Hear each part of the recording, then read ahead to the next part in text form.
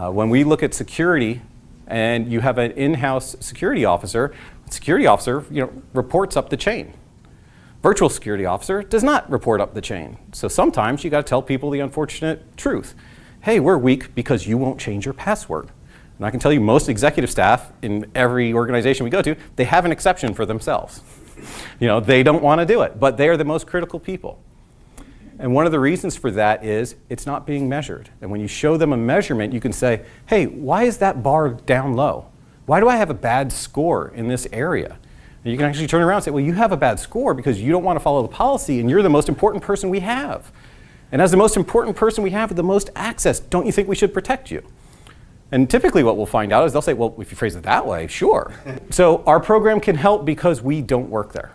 I know that sounds really weird because often when you talk about IT, you say, well, I want someone there to touch. And if we were talking about level 1 PC support, we would agree with you 99.9% of the time. But when it comes to things like security, we don't work there. We're a neutral third party. When we go and we argue, and so I'll be sitting in a board meeting, thankfully not 45 people at a time, and I say, you don't have enough staff to get this done right, none of them are going to be my staff. I'm not arguing to build a security empire. I'm not arguing to steal FTEs from one division to another. I don't have any of those problems because I don't work there.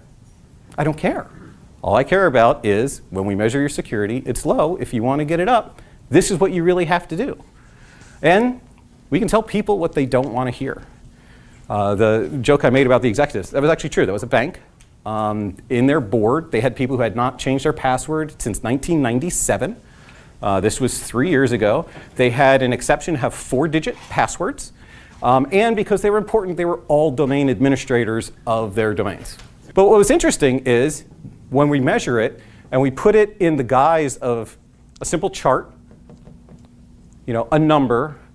Most board people are finance guys. They really like number games. How do I get it from 6 to 8? How do I get it from 80 to 90? We're going to get a little gamification here. But none of them also want to be the one guy who looks left and looks right and says, yeah, I need a 3-digit password.